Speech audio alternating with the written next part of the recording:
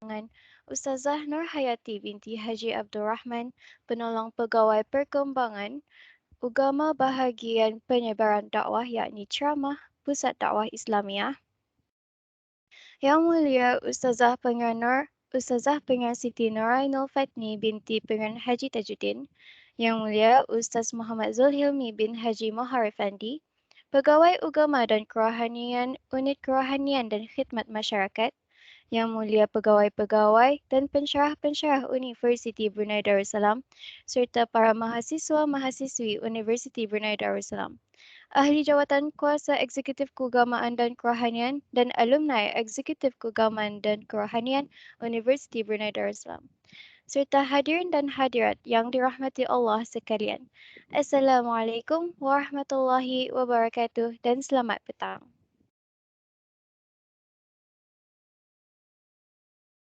Alhamdulillah bersyukur kita kehadrat Allah Subhanahu Wa Taala kerana berpeluang untuk mengadakan lagi bengkel kesempurnaan solat yang lazimnya diadakan setiap tahun secara bersemuka oleh Unit Kerohanian dan Khidmat Masyarakat, bahagian hal ehwal pelajar.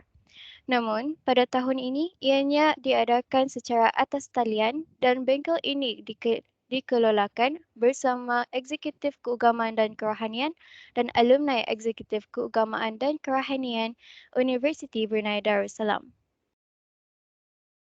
Bengkel kesempurnaan yang diadakan pada hari ini ialah kesinambungan dari bengkel pertama yang bertajuk Tadabbur Rukun Qauli dalam Solat yang telah diadakan pada 9 Februari 2022 yang lalu. Manakala hari ini insya-Allah kita akan sama-sama mengetahui dan menghayati rukun-rukun fi'li di dalam solat. Bagi memulakan acara pada petang ini, Majlis Sukacita menjemput Muhammad Muaz bin Haji Roslan, Ketua Eksekutif Keagamaan dan Kerohanian sesi 2022 untuk mengetahui bacaan surah Al-Fatihah. Majlis mempersilakan. Astaghfirullahaladzim, astaghfirullahaladzim, astaghfirullahaladzim, alladzi la ilaha illa wal hayyul qayyum wa atubu ilaik. Al-Fatihata ila hadratin Nabil Mustafa Rasulillah sallallahu alaihi wasallam wa ila azwajihil kiram lahum al-Fatihah. أعوذ بالله من الشيطان الرجيم بسم الله الرحمن الرحيم الحمد لله رب العالمين الرحمن الرحيم مالك يوم الدين إياك نعبد وإياك نستعين اهدنا الصراط المستقيم صراط الذين أنعمت عليهم غير المغضوب عليهم ولا الضالين آمين. Amin, amin, amin, ya Rabbal Alamin. Allah Subhanahu wa Ta'ala berfirman dalam surah Al-Mu'minun ayat 1 hingga 2 yang bermaksud, sesungguhnya berjayalah orang-orang yang beriman, iaitu mereka yang khusyuk dalam solatnya. Kita mengerjakan solat setiap hari. Solat sebagai penghubung diri kita agar dekat kepada Allah. Namun, adakah kita benar-benar faham perbuatan-perbuatan dalam solat agar kita pasti benar-benar berhubung dengan Allah? Sehubungan dengan itu, bengkel ini diharapkan akan dapat merungkai rukun perbuatan di dalam solat. Dengan itu, majlis dengan hormat menjemput Ustazah Nur Hayati binti Haji Abdul Rahman, Penolong Pegawai Perkembangan Ugama Bahagian Penyebaran Dakwah yakni Ceramah Pusat Dakwah Islamiah untuk mengkongsikan bengkel yang bertajuk Tadabbur Rukun Fi'li di dalam solat. Majlis dengan hormatnya mempersilakan.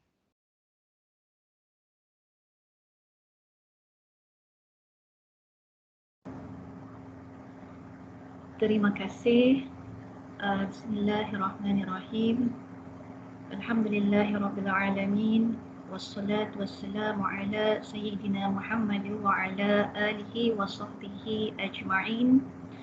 Rabbi shrah li sadri wa yassir li amri wahlul 'uqdatam min lisani yafqahu qawli.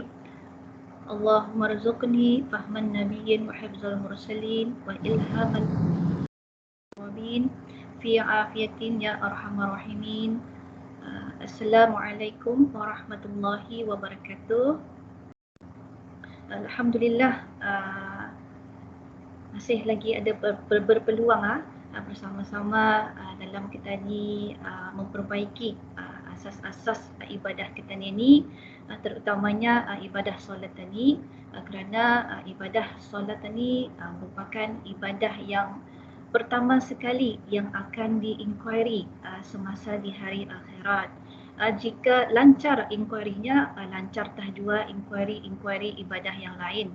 Tetapi jika tidak lancar inquiry dalam ibadah sembahyangan ni, maka ibadah-ibadah yang lain pun sudah tentulah akan menemui permasalahan yang sama. Artinya inquiry itu akan adalah kalau sudah sembahyang itu macam banyak kena tanya, banyak kena punya inquiry, maka ibadah-ibadah yang lain itu pun indah mustahil akan menjadi akan menemui inquiry yang sungguh banyak juga.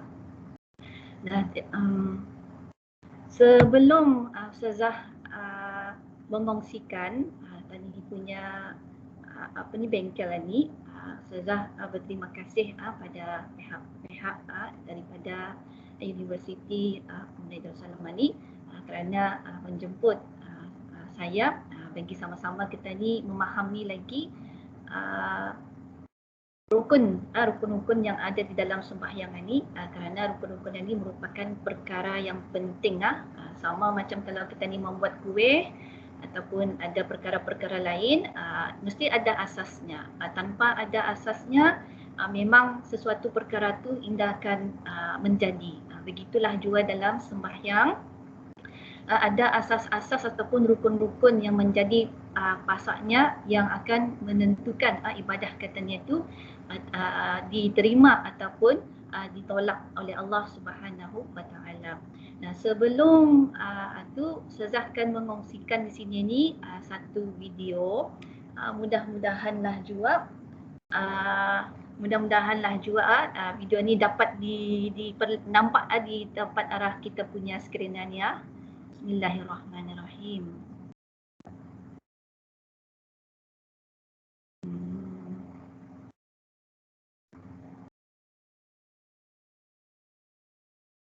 Sekejap macam mana ada terjua.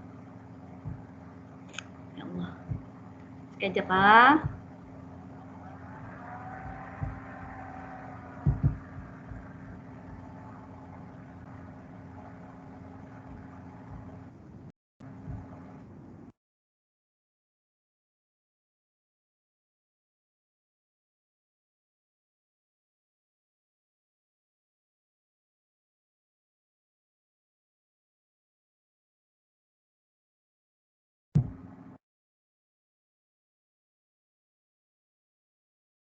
Nah, anda terdapat di monitor video ni. Okey, dapatlah. Sebenarnya Ustazah tu kan melihatkan pelang dia sebenarnya.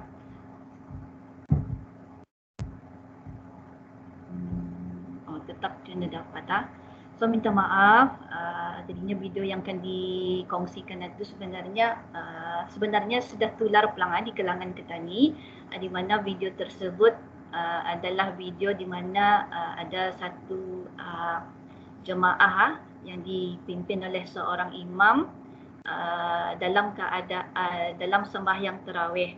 Jadinya dalam sembahyang tarawih mereka tu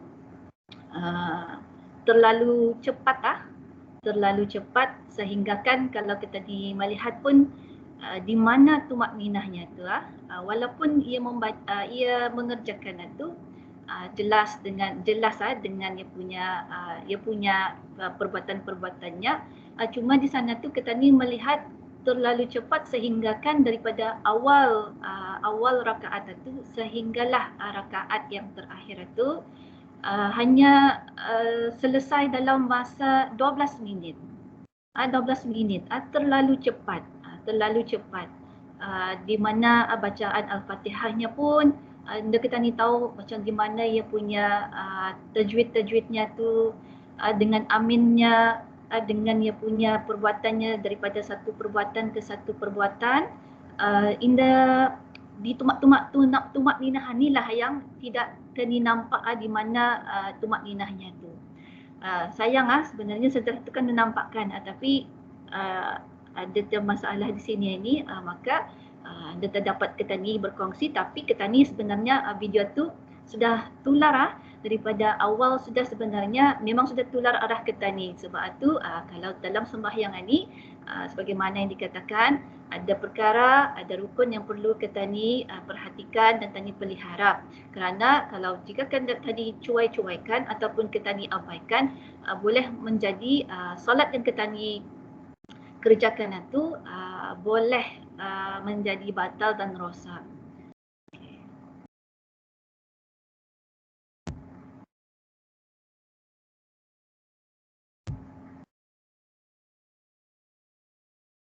Boleh nampak? Boleh nampak ni? Alhamdulillah. Alhamdulillah. Maka pada kali ini saya dimandatkan dan diberi amanah untuk menjalankan bengkel solat tapi fokus kepada rukun fi'li. Sebagaimana yang kita dimaklum bahawa sebagaimana yang saya katakan tadi bahawa ibadah solat tadi adalah ibadah yang sangat penting kerana ia mencakupi seluruh ketani punya kehidupan. Bukan sahaja ia semata-mata perkara ubudiyah ataupun yang melibatkan perkara-perkara rohani tetapi ia juga memberi kesan kepada kehidupan ketani yang lain termasuklah akhlak, muamalah ketani dan juga sebagainya. Nah, dalam solat tani ada beberapa rukun yang perlu ketani perhatikan dan ketani pelihara. Dan rukun-rukun ini sebagaimana yang kita ni maklum ada beberapa rukun iaitu 13 rukun. Tapi dalam 13 rukun ini ada lagi dibahagikan kepada tiga jenis rukun yang akan saya kongsikan sebentar lagi.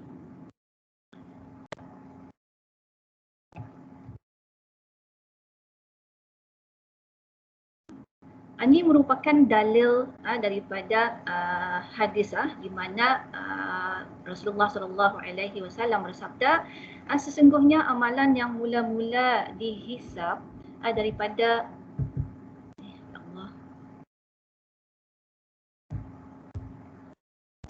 amalan yang mula-mula dihisab yakni diperhitungkan daripada seorang hamba pada hari kiamat adalah solat.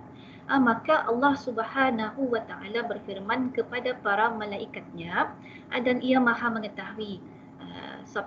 Firman Allah, telitilah pada solat hamba-Ku, adakah ia sempurnakannya ataupun menguranginya. Sekiranya lengkap sempurna maka ia ditulis sempurna. Kiranya ada yang kurang maka Allah Subhanahu wa taala berfirman, adakah terdapat solat-solat sunat yang dikerjakannya? Sekiranya solat-solat sunat tersebut ada, Allah Subhanahu wa taala berfirman, sempurnakanlah bagi hamba-Ku pada solat fardunya daripada solat sunatnya. Kemudian segala amalan dihitung melalui cara itu. Artinya sembahyang fardu ini adalah sangat penting, tapi jika sekiranya ada kekurangan, ada keaiban dalam solat kita itu, maka Allah bermurah hati mengarahkan ia punya malaikat tadi untuk melihat lagi pada solat-solat sunat kita ini sama ada kita ada mengerjakan ataupun tidak. Kalau ada, alhamdulillah dapat ditampung untuk solat fardu kita ni. Tapi kalau tidak ada, macam mana solat fardu kita ni itu kan terlepas. Sebab itu solat fardu, solat sunat tadi adalah sangat penting juga dalam kehidupan kita ni. Nabi SAW turut bersabda, Rasul Amril Islam wa umuduhu as-salat. Pokok segala urusan adalah Islam dan tiang serinya adalah solat. Sebagaimana kita ni maklum bahawa sembahyang ini adalah tiang agama. Jadinya tanpa ada tiang memanglah sebuah bangunan, analoginya kan, sebuah bangunan itu akan rubuh. Kalau hanya satu tiang didirikan memang indah cukup. Sebab itu sembahyang ini perlu kepada material jenis-jenis bahannya yang kukuh. Jenis-jenis bahan yang kukuh ni bukan terdapat pada yang lain, tetapi ada di dalam solat. Untuk solat ni dalam sehari itu kita ni ada lima kali waktu diperintahkan untuk solat, maka cukup bagi kita ni tu untuk menepis ataupun menghindari, menjauhi daripada an-nasir yang boleh merosakkan tiang kita ni. Sebab itu sembahyang ni merupakan asas yang penting. Without sembahyang ni maka rubuhlah apa yang ada dalam diri kita ni. Walaupun pada zahirnya kita ni nampak sihat, tapi belum tentu dalam sembahyang belum tentu fizikal kita ni daripada luaran itu kita belum tentu kita ni punya rohannya itu kuat. Sebab itu pacaknya adalah sembahyang. Kemudian Rasulullah SAW pun juga bersabda, sallu kama ra'aitumuni usalli. Kamu dirikanlah solat sebagaimana kamu melihat aku solat. Inilah perintah ataupun ajakan daripada Rasulullah SAW. Memang betul dalam Al-Quran tidak dijelaskan bagaimana cara sembahyang yang sempurna. Tapi melalui asar Nabi Muhammad SAW, perbuatannya, ia punya akhlak, ia punya pertuturan, melalui baginda inilah kita ni mengetahui tata cara sembahyang yang sempurna yang Allah tetapkan.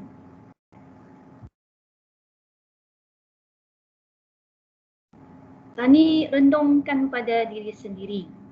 Kita ni muhasabah pada diri sendiri. Bagaimana sembahyang yang kita ni dirikan selama ini. Sekarang ni umur kita ni sudah berapa? Dah perlu dijawab. Tani pikirkan sekarang ni umur kita ni sudah berapa? Mungkin ada yang sudah di usia yang warga emas. Ada yang sudah hampir menuju ke arah pencen, adapun ada yang lagi 10 tahun kan pencen, ada yang masih lagi muda belia 20 tahun, ada yang sudah di tengah-tengah 25 tahun. Di sini ni kita renungkan diri, apakah solat yang dikerjakan oleh kita ni itu, kalau ada, kalau yang ada tu dan kita menapakkan apakah solat yang kita ni kerjakan itu adakah sudah sempurna sebagaimana yang Allah harapkan, Allah tetapkan ini. Dalam satu riwayat Rasulullah SAW ada menceritakan tentang seorang lelaki yang mana dia sembahyang itu selama 60 tahun. Kalau tadi fikirkan 60 tahun itu kira panjang umur dia sudah tua, lama sudah tu. Tetapi satu pun solatnya tidak diterima Allah. Oleh itu kita ni kena ambillah iktibar di sini ni. Hendakan dengan pendidikan solat daripada sekolah agama tu dengan cara itu saja kita ni kan mendirikan melaksanakan sembahyang. Perlu ada pembaikan dari masa ke semasa. Sembahyang ini indah ada pernah hentinya, dia pernah kita ni berhenti untuk mempelajari macam mana tata cara ataupun tertib sembahyang ini. Kerana kehidupan kita ni indah ada namanya comfort zone ni yang benarnya. Sentiasa kehidupan kita ni itu termasuklah apabila sebarang ibadah itu intinya ada penambahbaikan. Perlunya ada perubahan yang bagus daripada satu kepada satu, dan kita ni indah sepatutnya ada rasa selesa dengan apa yang kita ni kerjakan, lebih-lebih lagi dalam ibadah sembahyang. Sebab itu ilmu ni sentiasa dituntut, walaupun satu bab sahaja pun namanya ilmu. Semoga dengan usaha kita ni pada hari ini membawa manfaat kepada bis kita yang hadir pada petang ini.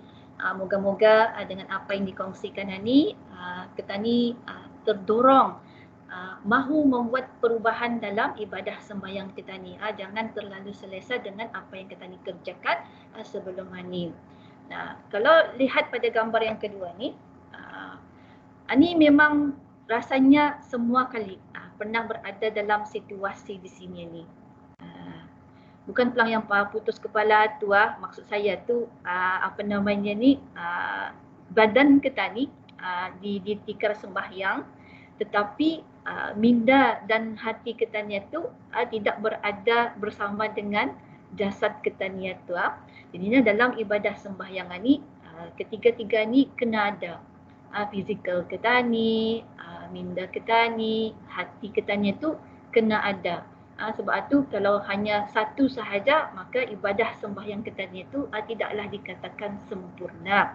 While prayingnya, make sure-nya kalau ketika sembahyang atunya, kamunya bukan sahajanya fizikal sahaja yang ada hadir. Mental pun juga kena ada juga pada waktu itu. Macam kita ni bertemu ataupun mengadu kepada siapa sahaja, ya, kuada akan mengadu arahmu. Kan kita ni minta tolong, akan mengadu. Tapi bila kita ni adu tu, kita ni yang acuh ndak acuh. Kamu rasa orang yang tukang mendengar tu apa rasanya? Habis kita rasa. Kalau sekiranya kita bukan meluahkan something, meluahkan arahmu. Tapi orang yang meluahkan arah kita ni acuh ndak acuh in the serious. Sedangkan kita ni pada waktu tu sepenuh hati kita ni, sepenuh hatinya tu kan betul-betul mahu mendengar keluhan kita ni tu. Keluhan orang itu. Maka bila orang itu in the serious ataupun main-main, apa rasa kita ni? Artinya memanglah kita ni dan siokkan dalam keadaan yang indah fokus satu. Sebab itu dalam sembahyang ni fokus satu adalah sangat penting dalam ibadah sembahyang. Sebab apa?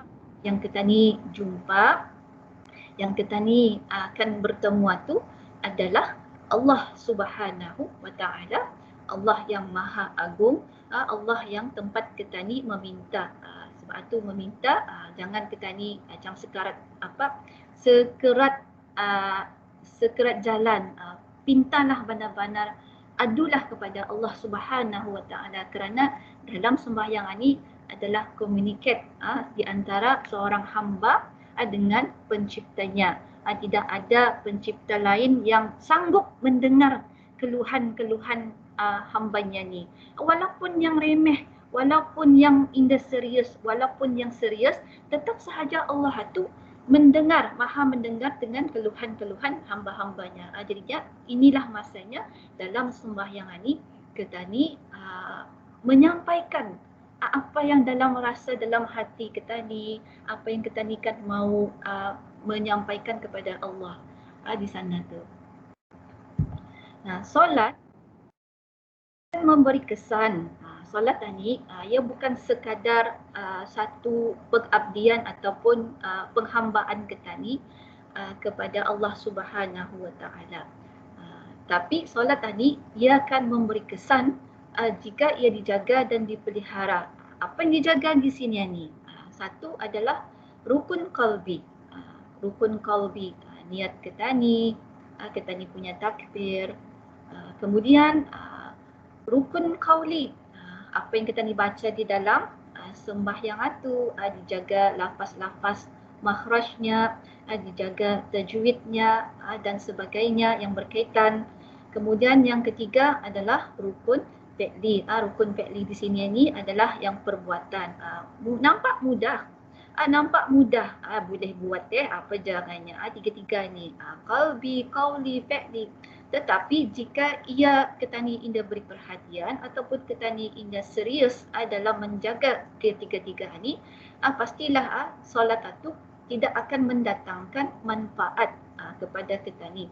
Kerana bila dijaga tiga-tiga ni,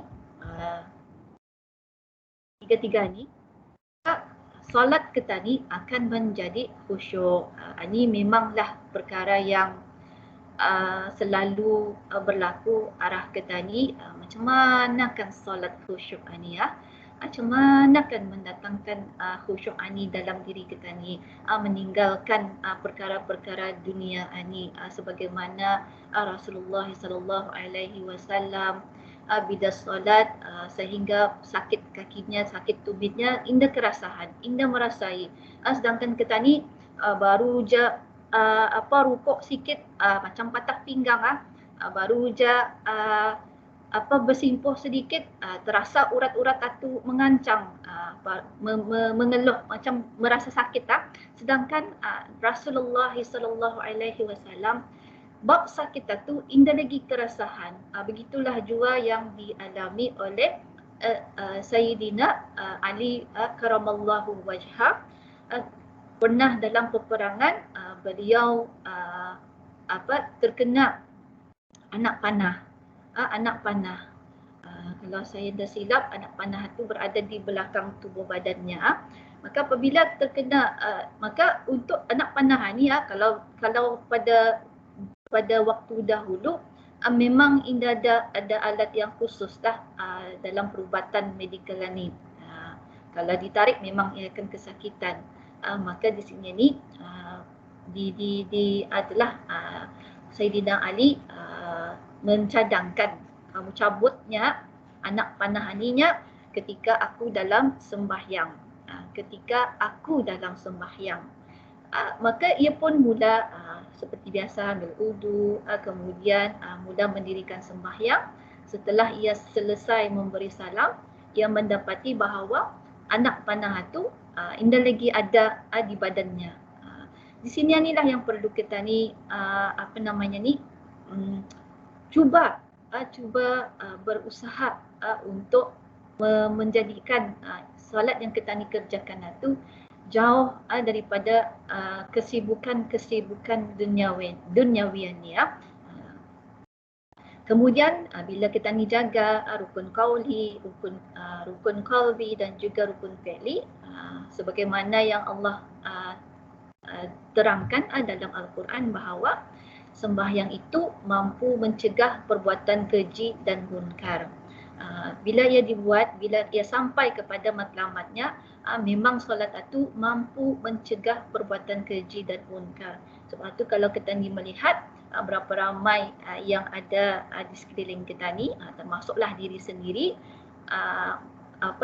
bila ada timbul ataupun masih lagi melakukan perkara-perkara ataupun perbuatan-perbuatan yang dilarang oleh Allah Subhanahu Wa Taala, sedangkan kata orang sembahyang gitu, macam mana boleh macam mana tu, lihat balik lagi, muhasabah lagi balik ibadah sembahyang kita ni tu, adakah lurus sembahyang kita ni tu ataupun di mana masalahnya. Sebab tu ibadah sembahyang ni sentiasalah kita ni daripada satu masa ke semasa tu diperbaiki dan ditambah nilainya.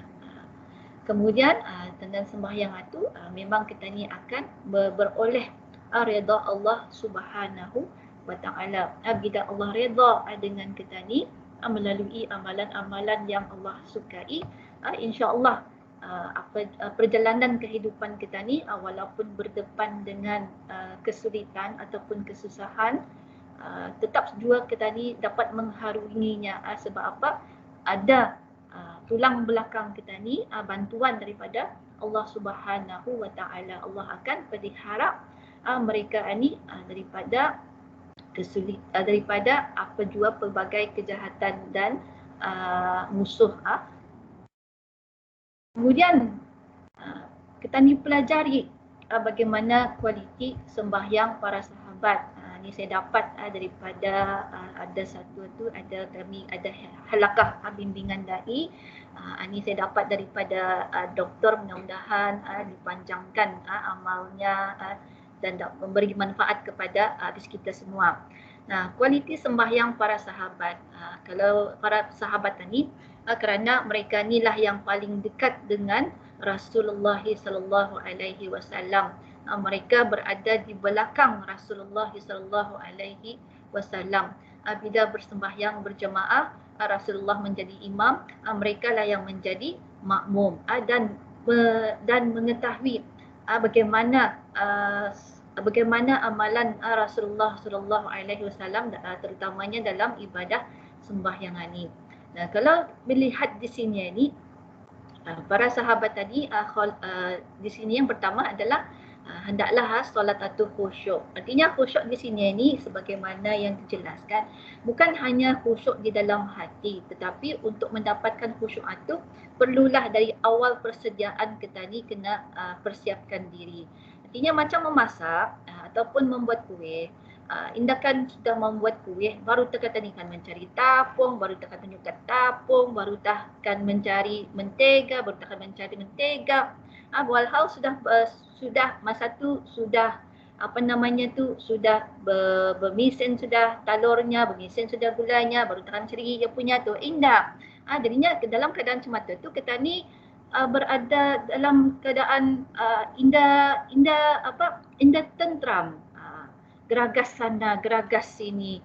Belum lagi kalau barang itu ada di rumah, okey, tapi kalau ada di rumah, maka boleh rosak kita ni punya kuih itu.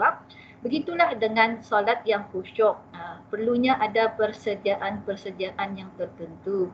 Bukan sudah azan baru dah kita ni kan mula ambil wudu, mula itu, mula ini. Tapi sebelum azan itu sudah kita ni mula mempersiapkan diri kita ni. Sebabnya yang kita ni kan temui ni adalah Allah Subhanahu wa taala. Kita ni yang membuat appointment. Kita ni yang membuat appointment, bukannya Allah Subhanahu wa taala yang membuat appointment dengan kita ni. Untuk mendapatkan solat khusyuk ni, awal sekali adalah jagalah wudu kita ni tu. Wudu kita ni tu jaga, yang sunat tu jangan ditinggalkan. Jangan yang rukun itu sahaja yang kita ni ambil, yang sunat itu kita ni amalkan juga. Kemudian baca doa selepas wudu, kemudian belum lagi tiba masanya azan, duduk kita ni persiapkan dengan pakaian yang sudah yang menarik, yang cantik. Sebab apa yang kita ni ketemu ni adalah Allah Subhanahu wa taala. Kemudian belum azan, kita ni persiapkan diri dengan membaca Al-Quran supaya minda kita ni tu fokus kepada bacaan Al-Quran, kerana bacaan Al-Quran ini adalah mukjizat yang Allah tentukan buat kita di umat Nabi Muhammad sallallahu alaihi wasallam. Dengan membaca, dengan menghayati, hati kita ni menjadi tenteram. Inilah salah satu di antara jalan-jalan untuk kita ni kan mendapatkan solat khusyuk. Kemudian solat di awal waktu. Artinya samalah persediaan itu lebih awal. Jangan sudah azan baru takkan itu ini, apatah lagi kalau sembahyang berjemaah tergesa-gesa, takut ketinggalan imam lagi apa. Kemudian solat di masjid. Ini solat di masjid ini adalah amalan para Rasulullah SAW. Pernah seorang sahabat akan minta excuse supaya indah solat dengan sebab ada alasan keuzuran. Ya buta ya Rasulullah, bolehkah aku datang ke masjid? Maka Rasulullah, kau boleh mendengarnya. Kau boleh mendengar azan? Bolehnya, aku boleh mendengar azannya. Apa gitu? Kau boleh sampai ke masjid itu kan? Boleh.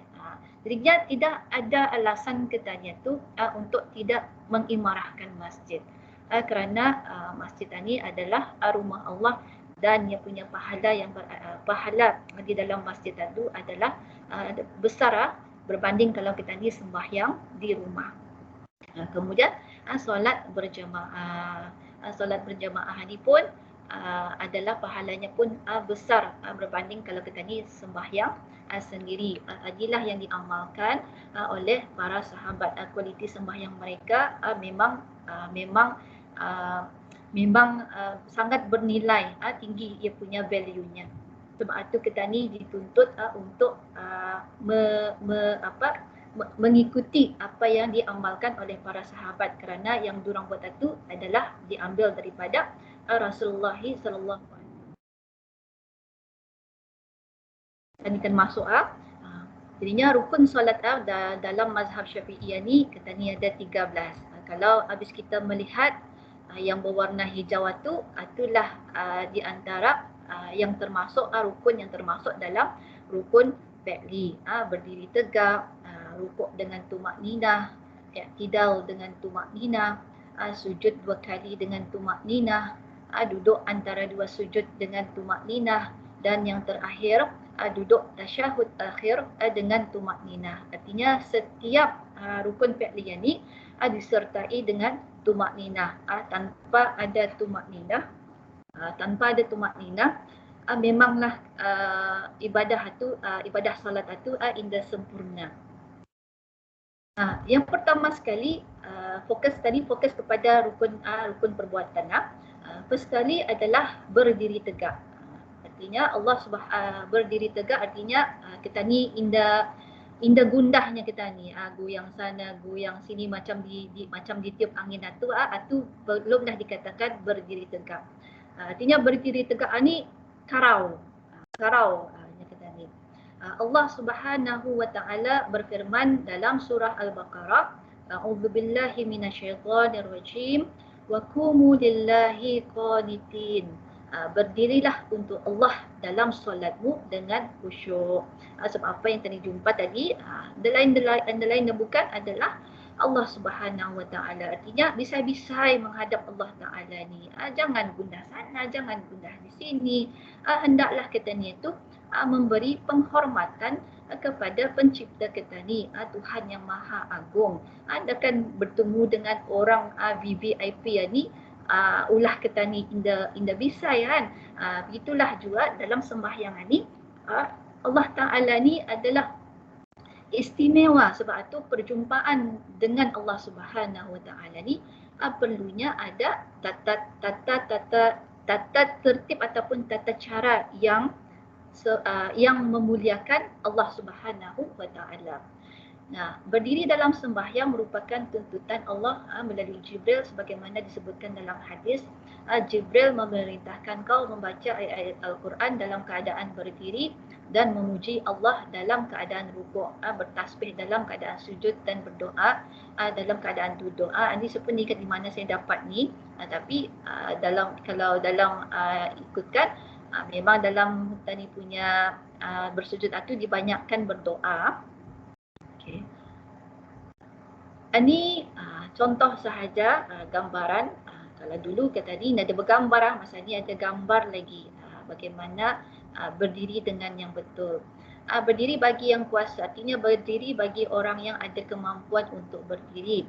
Tapi bagi mereka yang tidak berkemampuan untuk berdiri, hendaklah ia sembahyang dalam keadaan duduk.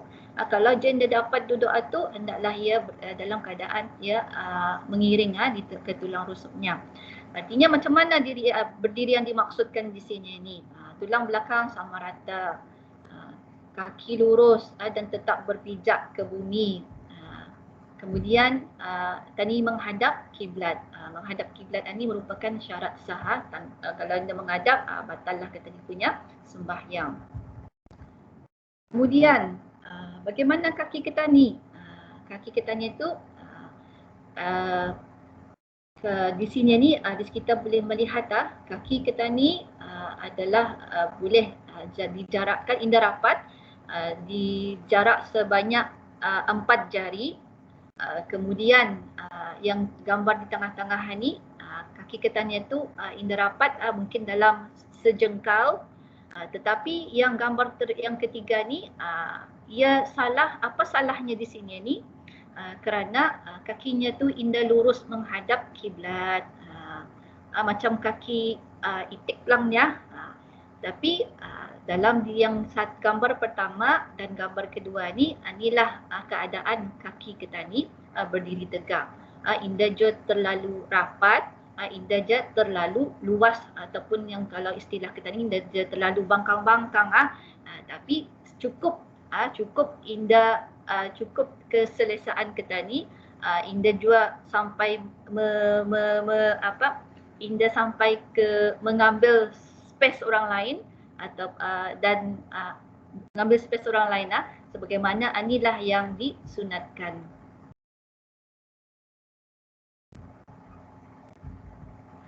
Kemudian mengapa rahsianya di sebalik kita ni berdiri betul? Antaranya kita ni fokus minda kita ni.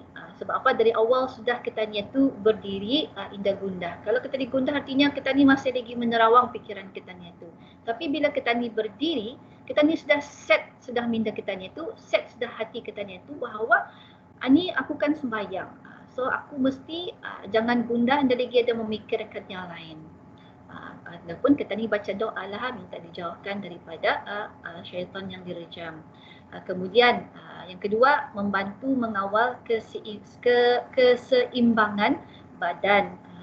Ini dalam mengawal keseimbangan badan ni, weight kita ni tu kena perhatikanlah juga. Sebab tu kalau makan tu kena hati-hati.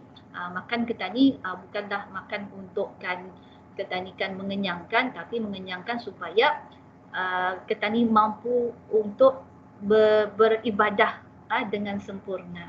Lebih-lebih lagi dalam ibadah solat ni. Kemudian melatih menguatkan tulang pada kaki.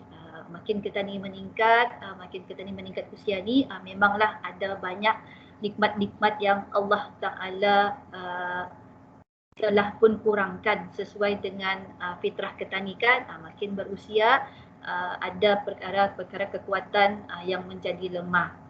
Terutamanya pada kekuatan ketani. Tapi dengan ketani sentiasa menunaikan ibadah solat ni, sebenarnya satu latihan menguatkan tulang pada kaki ketani supaya ketani dapat mendirikan ibadah solat itu seimbang dengan badan yang ketani ada. Kemudian meluruskan belakang badan. Ini yang punya rahsia mengapa ketani itu diperintahkan sembahyang dengan berdiri terlebih dahulu. Mengapa berdiri tegak? Ia merupakan perintah Allah Subhanahu wa Ta'ala. Dan berdirilah kepada Allah Subhanahu wa Ta'ala dalam keadaan taat. Dan firman sabda baginda sallallahu alaihi wasallam, "Shalli qa'iman fa illam tastati' fa qa'idan fa illam tastati' fa 'ala janbin."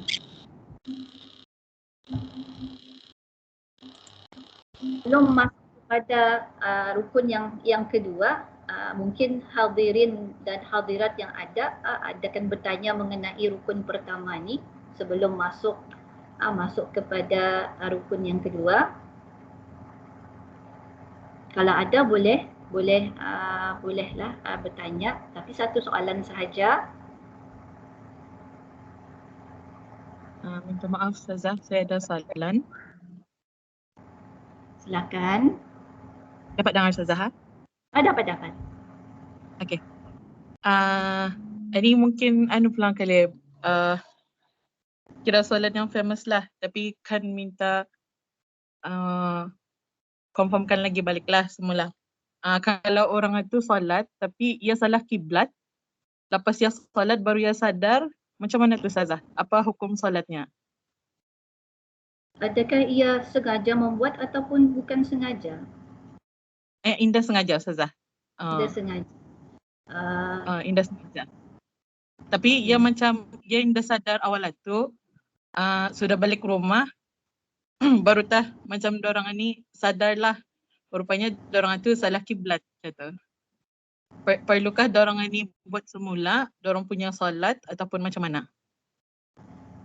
Kalau ini jawapan selamat Ustazah pelangnya, jawapan selamat Ustazah, kerana sembahyang ini kan merupakan ibadah yang wajib. So kita ni pun sudah diberitahu antara syarat-syarat sah sembahyang itu adalah menghadap ke kiblat. Andai jika masih ada masa yang panjang bagi mereka ni, hendaklah ia mengulang balik sembahyangnya. Sebab apa? kerana sebagaimana yang saya katakan, sembahyang itu hendaklah menghadap ke kiblat. Takbir ketani, niat ketani itu adalah menghadap ke kiblat. Andai saja ada masa yang panjang, tetaplah juga ia mengulang balik sembahyangnya. Wallahu a'lam bishawab. Kalau limpas sudah ia punya kalau limpas sudah masanya macam mana tak? Di qada lah tak solatnya?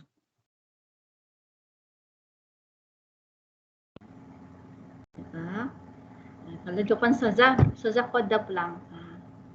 Di qada. Untuk jalan selamat. Semoga kesilapan kita ni kekhilapan kita ni tu diampunkan oleh Allah Subhanahu wa taala. Okey, syukran. Okey. Sama-sama. Okey, kita ni masuk kepada rukun kedua, iaitu rukuk serta tumakninah. Rukuk sama serta tumakninah. Jadinya rukuk dengan serta tumakninah ni merupakan rukun fi'li yang lain, rukun fi'li yang kedua. Dari segi syarak,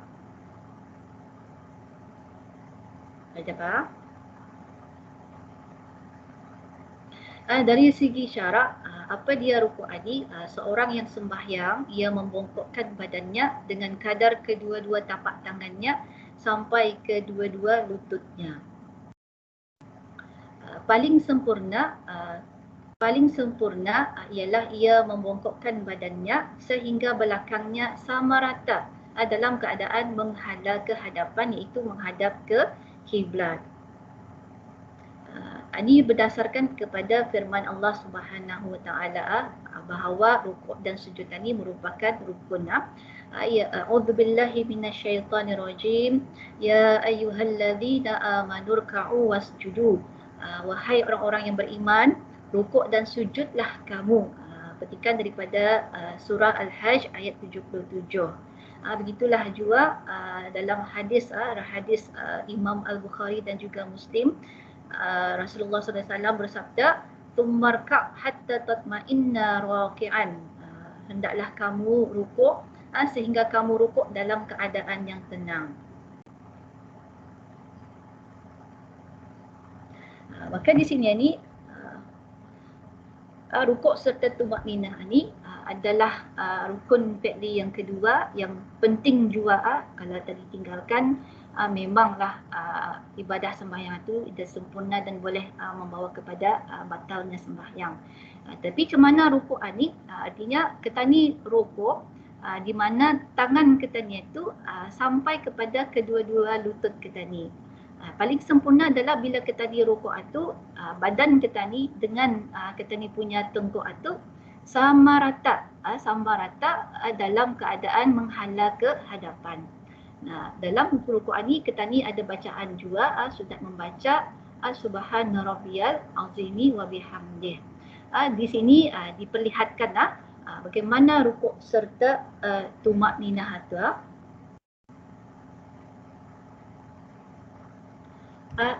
Ialah berhenti. Tumakninah ni sebagaimana yang dikatakan tadi adalah rukun yang penting juga. Berhenti daripada kita bergerak seketika, sekira-kira tetap anggota, untuk memisahkan antara satu rukun ke satu rukun yang lain.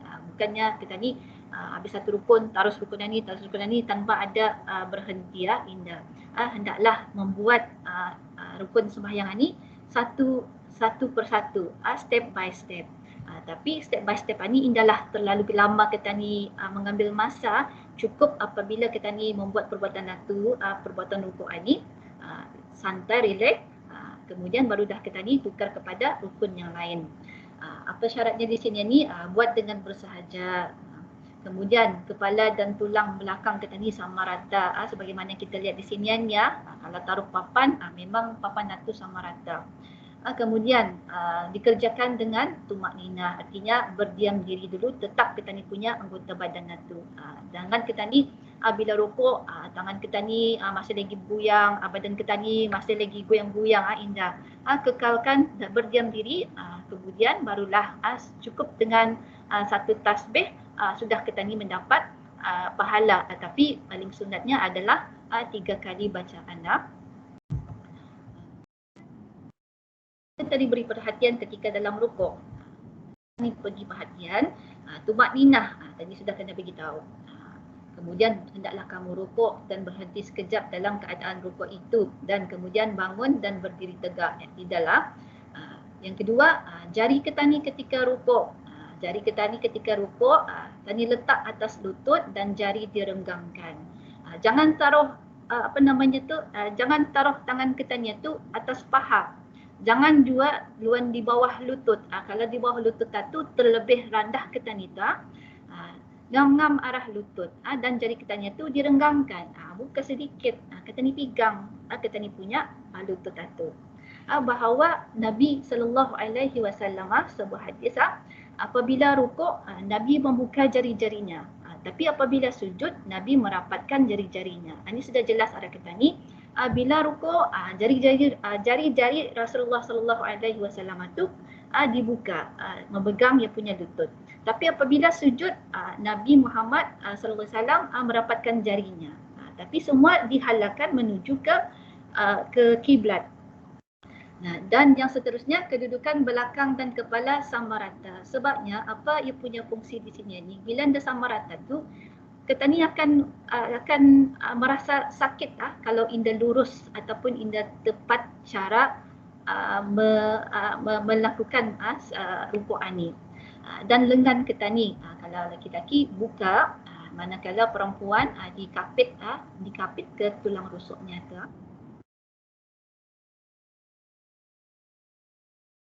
Ya, tangan diletakkan atas kepala lutut, ke semua jari kita ni mengarah ke kiblat, kemudian luruskan belakang itu, kemudian ratakan kepala dengan punggung, kalau boleh ratakan kepala itu dengan punggung macam gambar yang pertama tadi.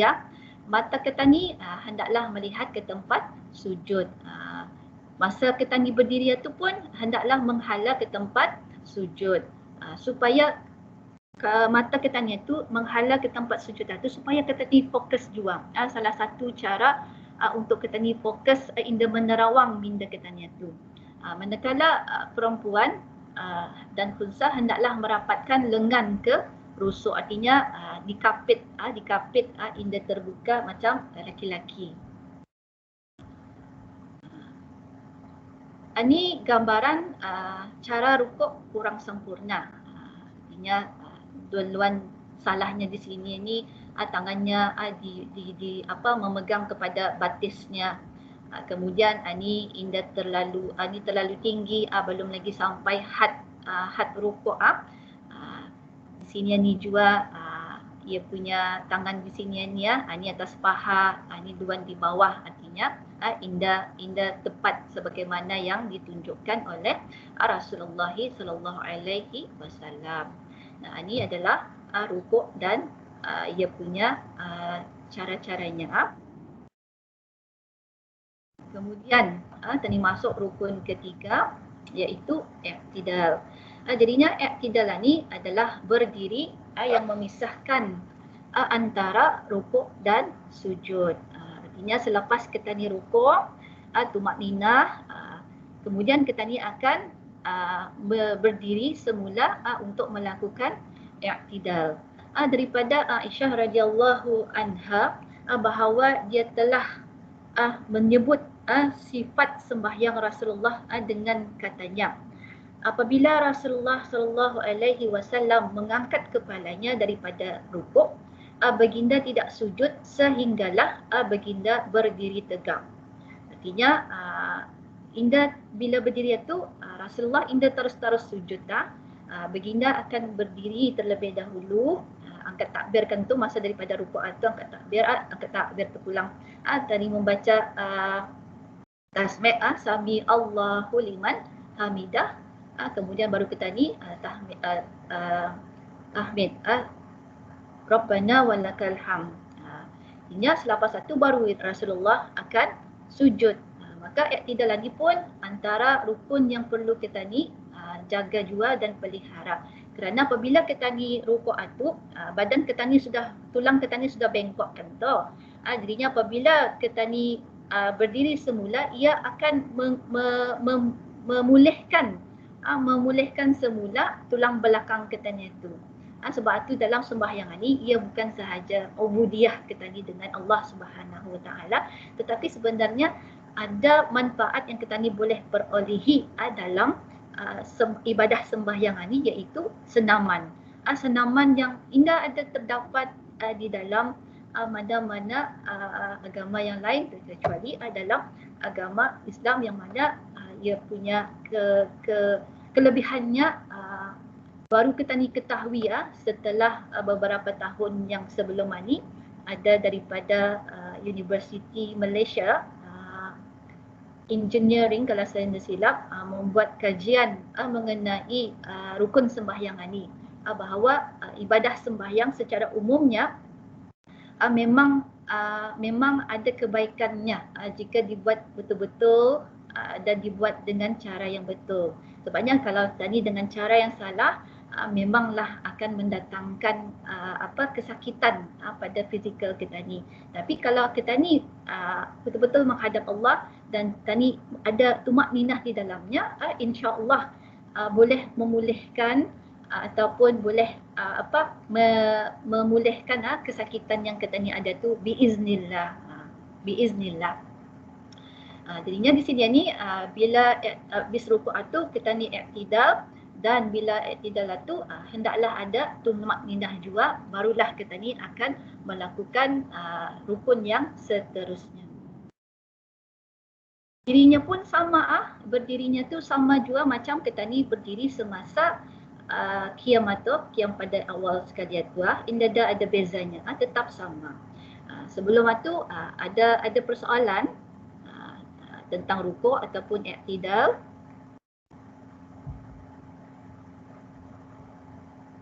Ada persoalan sebelum masuk kepada rukun yang seterusnya?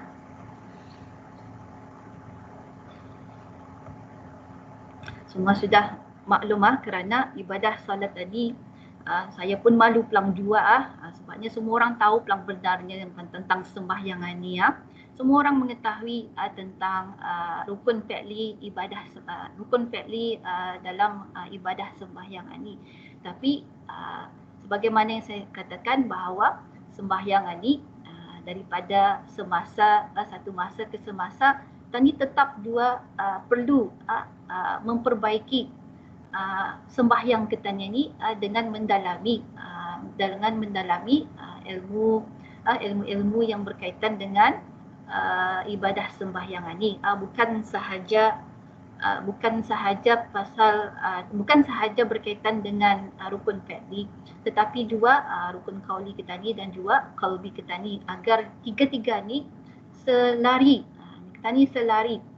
selaras, sama-sama hadir dalam ketika kita ni menemui Allah Subhanahu Wa Taala. Anda akan jumpa orang tertinggal kasut, anda akan jumpa orang stukin berbeza, tetap juga kita ni berjumpa dengan pencipta kita ni dalam keadaan yang cukup cantik. Sebab bukan calang-calang VIP kita ni.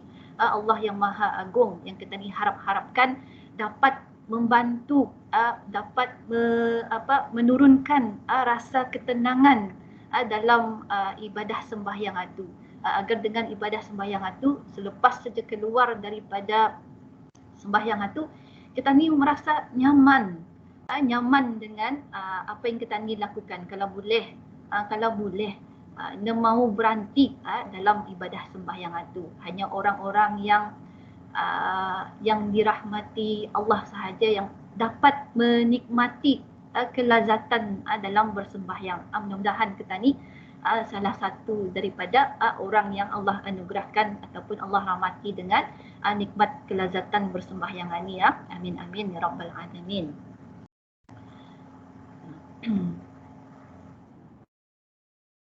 Dan tadi masuk kepada sujud, iaitu rukun yang keempat, sujud 2 kali dalam setiap rakaat.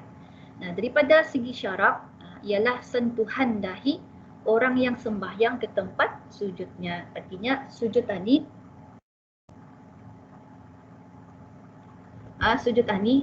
adalah yang paling utama yang kita ni lihat tadi adalah anggota-anggota yang dikarang yang kita ni kena beri perhatian. Firman Allah Subhanahu wa taala, rukuk dan sujudlah kamu, sebagaimana dalam perintahnya dalam rukuk dalam rukuk juga sama juga dengan sujud tadi adalah perintah daripada Allah Subhanahu wa taala. Kerana sujud dan rukuk ini pun pernah diriwayatkan dalam sebuah kisah Rasulullah sallallahu alaihi wasallam pernah melihat seorang lelaki ini bersembahyang. Memang bersembahyang. Tapi setelah ia selesai membagi salam itu, Rasulullah suruh lagi sembahyang lagi kaunya. Kerana tadi kau belum sembahyang. Dibuat lagi oleh lelaki-lelaki itu. Bagi salam sama juga, arahan yang sama, sembahyang lagi kerana tadi kau pun belum sembahyang. Maka lelaki-lelaki itu heran. Ya, apa yang silapnya di sini ya? Apa silapnya di sini ini? Maka Rasulullah beritahunya idza qumta ila sholati, apabila kamu akan mendirikan sembahyang, fakabbir, bertakbirlah. Thumma qra ma tayassara ma'aka minal Quran. Kemudian kamu bacalah apa yang mudah ada di dalam Al-Quran itu. Kemudiannya thummarka hatta tatma'inna raki'an. Kemudian kamu rukuk dengan tumakninah sehingga kamu betul-betul rukuk. Kemudian thummarfa hatta tatma'inna hatta ta'tadila qa'iman. Kemudian kamu bangkit daripada rukuk kamu itu sehingga kamu betul-betul berada dalam i'tidal. Kemudian summasjud hatta tatma'inna sajidan. Kemudian kamu sujud sehingga kamu betul-betul sujud. Dan summarfa hatta tatma'inna jalisan. Kemudian kamu duduk sehingga kamu betul-betul duduk.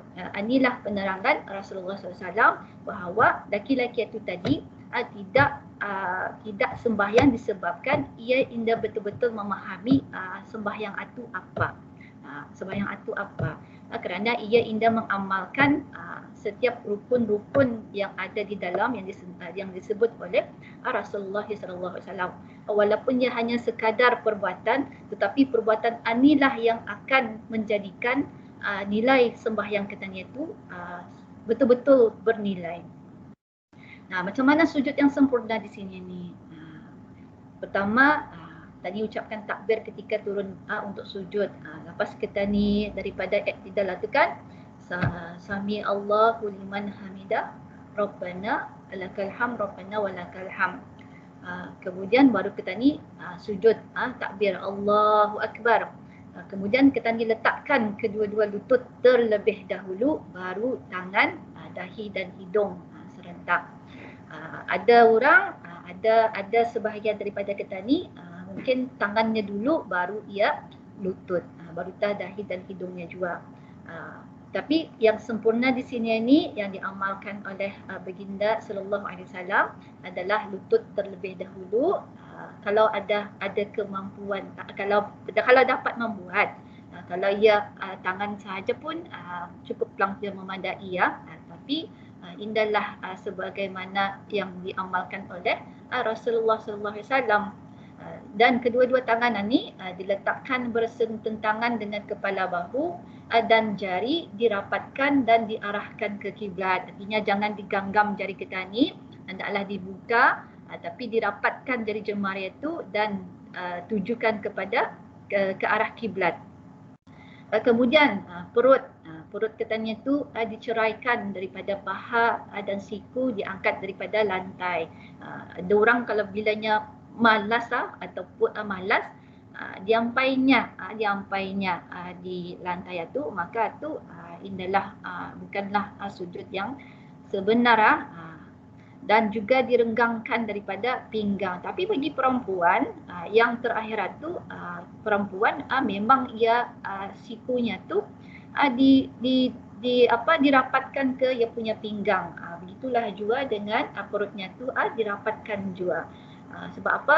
Perempuan dan lelaki dalam ibadah sembahyang ni ada sedikit perbezaan lah. Kalau lelaki ia renggang, manakala bagi perempuan ia rapat. Bacaan kita ni adalah Subhana Rabbiyal A'la wa bihamdihi. Katakan anggota sujud. Jadinya dalam sujud tadi ada anggota-anggotanya. Kalau tempat dalam rukun yang lain, rukun fi'li yang lain, tidak ada anggotanya. Tapi dalam sujud tadi ada anggota-anggotanya yang perlu yang tadi kena pastikan semuanya tu letak di bumi. Artinya letak di tempat ketani sembahyang itu. Bukannya ia terawang-awangan. Bukannya ia salah satunya sahaja yang diletakkan di bumi, tapi yang lain indah. Semua mesti kena, semua mesti ditekan. Nah, dalam anggota sujud tadi ada 7 anggota. Ada 7 anggota. Pertama sekali dahi. Kemudian yang kedua 2 tapak tangan, perut jarian ni. Ni perut jarian ni ya. Ni. Bukan yang di belakangan ya. Mana ada ketani sembahyang macam mana tu belum lagi masa untuk ketanikan berdoa tu. Tapi meletakkan tadi punya anak perut tangan ni dan jari-jarinya tu ke tempat bumi ni ya, sujud di bumi tu. Kemudian 2 lutut dan yang terakhir 2 perut jari-jari kaki. Maksudnya jari-jari kaki di sini ni memanglah bukan yang tumit dan dia punya kaki di sini ada, dan yang kita ni fokuskan di sini ni adalah jari-jari kaki kita ni yang ada 10 jari ni. Inilah yang kita ni tekankan, yang kita ni lipat semasa dalam sujud itu, dan lipatan itu menghala ke kiblat. Dan semua ni yang perlu kita ni tekankan di tanah ni. Bila tadi sujud, jangan juga sujud jangan asal saja mencacah, asal saja kita ni menyentuh, tapi yang saya kena ajar semasa oleh arwah almarhum Dr. Ustaz Haji Muhadi, bila kita ni kan sujud atunya, sujud banyak pada bandar, sujud ditekankan kita ni punya tangan atunya. Ditekankan kita ni punya tangan itu. Sebab kalau kita perasan, macam ada khusyuk terjua dalam sembahyangan ya, bila kadang-kadang tadi perasan, bila ada dalam sembahyang itu, ada kalanya kita ni macam indah menakan bandar, seolah-olah ada tempat itu yang indah terkena dengan bumi yang kita ni takan itu. Sebab itu menurut Ustaz, jangan menurut Allah Yarham, jangan asal saja cacap sahaja indah. Ditekan tangan kitanya tu, ditekan kaki kitanya tu, ditekan dahi kitanya tu. Sebab apa? Yang kita ni sembah tu adalah Allah Subhanahu Wa Taala. Sebenarnya ni kitanya tu masa sujud tu merendahkan diri kita ni sebenarnya. Tapi arah siapa? Arah Allah Subhanahu Wa Taala. Yang kita ni, yang mana asalnya muka kita ni adalah merupakan tempat kemuliaan. Sebab orang melihat pasal pertama sekali orang melihat muakan. Tapi waktu sembahyangan ni kita ni merendahkan diri kita ni, menghinakan diri kita ni untuk sujud menyembah Allah Subhanahu Wa Taala. Itulah pengabdian kita ni, ubudiah kita ni kepada Allah Subhanahu Wa Taala dengan sanggup kita ni merendahkan diri, kerana kita ni menyembah Allah yang Maha Esa. Kita ni renggangkan lengan dari tubuh, mengangkat siku, jangan diampaikan. Kalau kita melihat yang hijau tu, siku tu jangan diampaikan. Bukan macam unta, bilanya ia turun, dia turun, ataupun siapalah yang pernah naik unta ataupun yang pernah melihat dokumentari tentang unta, ia akan turun tangannya di depan natu, turun macam diampaikannya, tapi kita ni dalam sembahyang indah boleh menyamai seperti itu. Kita ni angkat tapak tangan setentang dengan bahu, di sini ni tadi rapatkan jari-jari dan tadi hulur ke arah kiblat. Jangan digenggam, tapi diluruskan jari ketanya tu. Dahi dan hidung mencecah lantai. Dahi inilah yang paling penting juga. Jangan sampai dahi ketanya tu tertutup oleh ketani punya songkok, ataupun ketani punya tertutup oleh anak rambut ketani, terkeluar tertutup. Kemudian apa lagi tu, kalau bagi bini-bini telekung tu janganlah juga sampai menutup ketani punya dahi tu, sehingga yang ketani sujud tu bukannya atas sejadah tapi atas telekung terpulang. Kemudian yang keenam, renggangkan kedua lutut dan kaki kira-kira sejengkal, dan hujung jari ketani menekan lantai dan mengarah kepada kiblat. Ini ya, bukannya mencacap sahaja, tapi kalau dilipat dan dihalal ditujukan kepada ke arah kiblat. Ini kedudukan tangan ketani setentang dengan bahu, dirapatkan. Kalau masa rukuk, ketani buka, direnggangkan sedikit. Manakala bini hendaklah merapatkan lengan, terusuk, perut dan bahagian paha sebagaimana dalam ketani punya rukun pun dirapatkanlah juga. Mungkin ada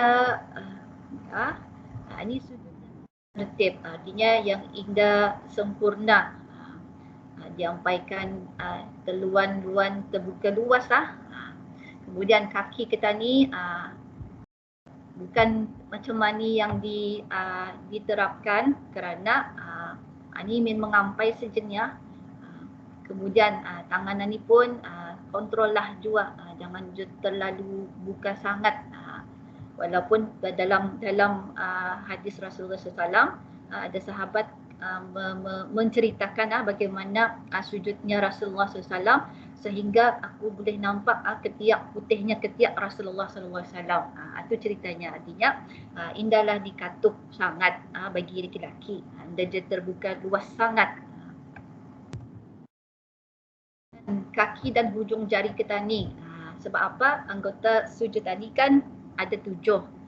Dahi ketani, tangan ketani, lutut ketani dan juga hujung jari kaki ketani.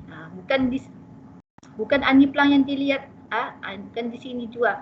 Anilah yang ketani fokuskan. Kalaupun itu satu jengkal ataupun habis kita boleh merapatkan kaki semasa sujud tani. Tapi bukan kaki ketani ani bukan begitulah juga dengan terbuka luas ni pun bukanlah kaedah sujud duduk sujud yang sempurna. Nah, mengapa sujud tani adalah penting? Kalau dalam Al-Quran kita akan menjumpai arahan sujud tani lebih banyak daripada rukuk, kerana setiap para nabi, termasuklah begitulah juga dengan para malaikat, mereka ni sentiasa diarahkan dan diperintahkan untuk bersujud. Kalau kita melihatkan, membaca bahawa ketika Nabi Adam alaihissalam pertama kali diciptakan,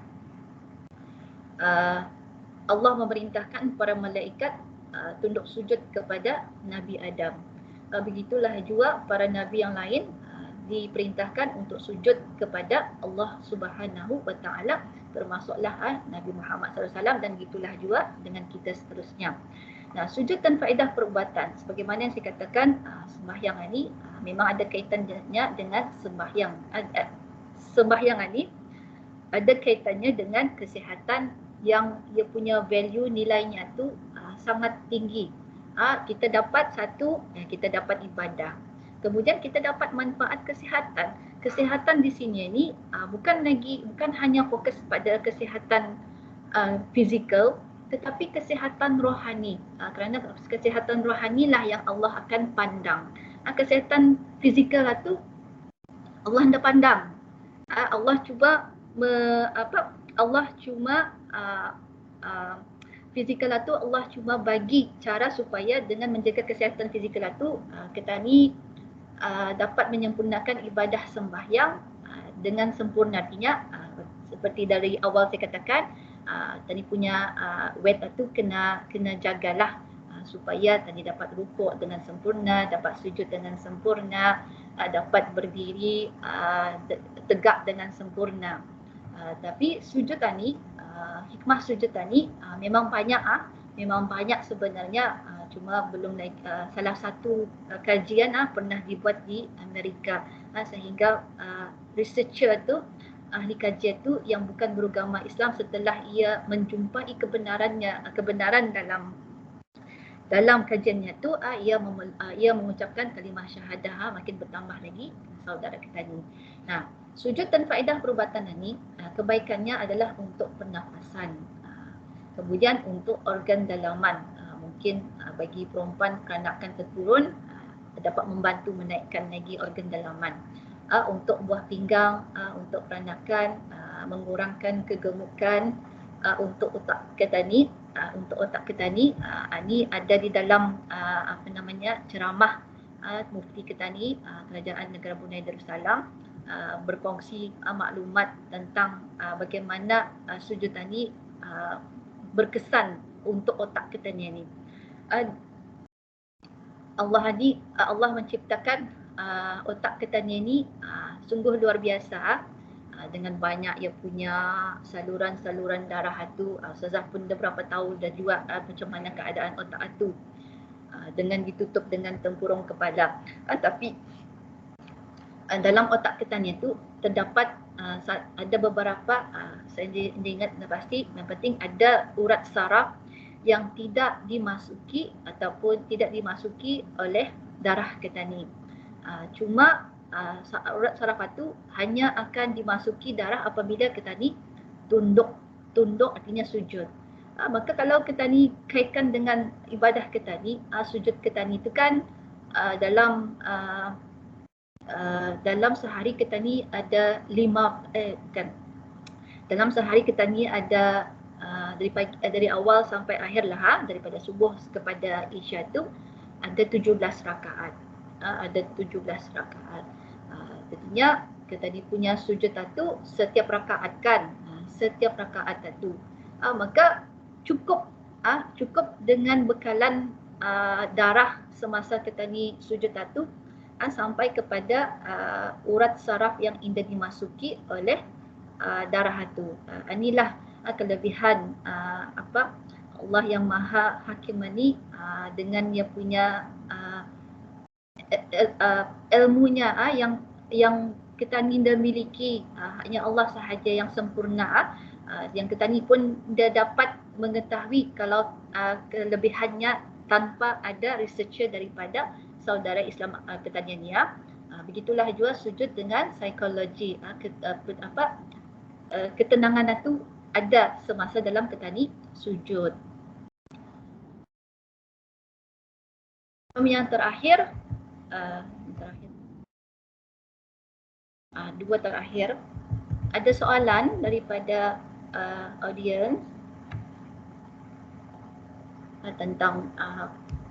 tentang kita ni punya rukun yang disebut tadi, sujud. Ada bagaimana semua sudah faham, sudah mahir sebenarnya tentang sujud tadi. Tapi mengapa kita ni setiap hari perlu penambahbaikan dalam ibadah, mana-mana ibadah, supaya kita ni tidak terlalu leka dan lalai dengan apa yang kita ni sudah ketahui ataupun miliki. Pada duduk antara dua sujud, jadinya jenis duduk dalam sembahyang ini ada beberapa jenis duduk. Ustazah buat ada satu duduk atur sekarang sudah kongsikan. Okey, duduk iftirash dan duduk tawarruk. Jadinya yang pertama duduk iftirash ni yang kita ni duduk semasa antara dua sujud dan duduk tahiyat awal. Iaitu bagaimana cara duduknya, duduk atas kaki kiri, bukan sambal lah, minta maaf, sambil menegakkan kaki kanan. Duduk atas kaki kiri sambil bukan sambal tuan-tuan dan puan-puan menegakkan kaki kanan. Artinya tani duduk atas kaki kiri tapi kaki kanan kita ni dengan dia punya jarinya tu menghala ke kiblat. Ni duduk iftirash ni kita ni aplikasikan semasa dalam duduk antara dua sujud. Begitulah juga dalam duduk tahiyat awal.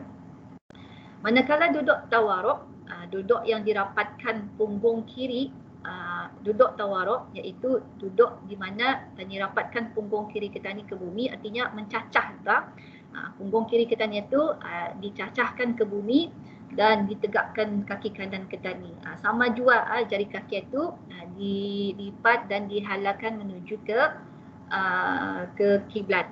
Dan ini kita ni diaplikasikan dalam duduk tahiyat akhir. Manakala duduk istirahat ni yang ketiga, duduk istirahat ni duduk relax dulu. Sebelum tapi duduk istirahat ni sama sebenarnya seperti duduk iftirash sebelum kita ni naik ke rakaat ketiga. Artinya kan masa kita ni membaca duduk tahiyat awal memang kita ni duduk iftirash. Kemudian kita ni naik menuju ke rakaat ketiga sambil kita ni sunat mengangkat takbir dan mengangkat tangan. Manakala ada lagi satu jenis duduk yang diamalkan juga oleh baginda sallallahu alaihi wasallam iaitu duduk iq'a. Cuma kalau duduk iq'a ni kalau orang yang ditahan memang yang ditahan kerana duduk kita ni tu, duduk punggung kita ni tu didudukkan di atas kita ni punya tumit. Tumit kita ni dan insyaAllah sudah akan berkongsikan pada slide yang seterusnya. Syarat duduk antara dua sujud dibuat dengan bersahaja, artinya memang kita ni duduk untuk duduk antara dua sujud. Kemudian luruskan tulang belakang dan ni straightkan badan kita ni, kemudian dibuat dengan tumak ninah. Tumak ninah ni adalah penting, mana-mana rukun fi'li memang disertakan dengan tumak ninah. Tanpa ada tumak ninah belumlah dikatakan itu rukun fi'li yang sempurna. Duduk iftirash ni adalah seperti yang kita biasa membuat, melihat jemaah-jemaah yang lain. Inilah yang dikatakan duduk iftirash.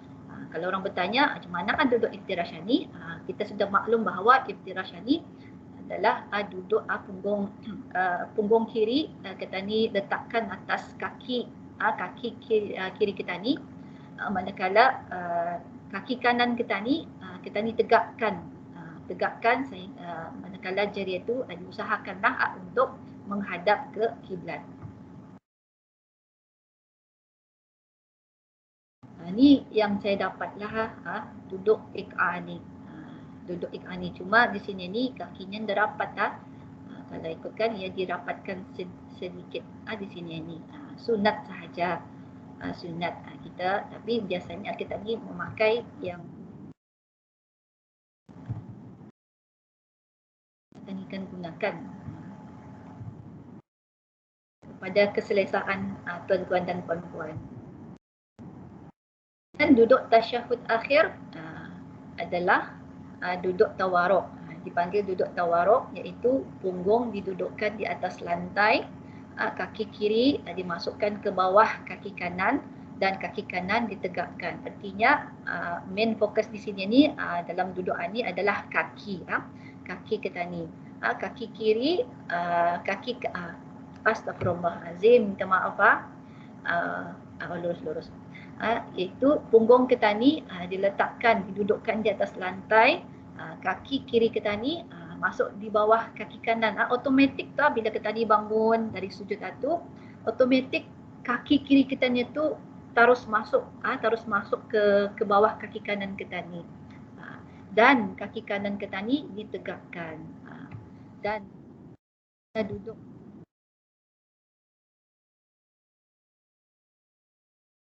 buat bersahaja, luruskan juga tulang belakang kita ni. Kemudian kita ni buat tumakninah.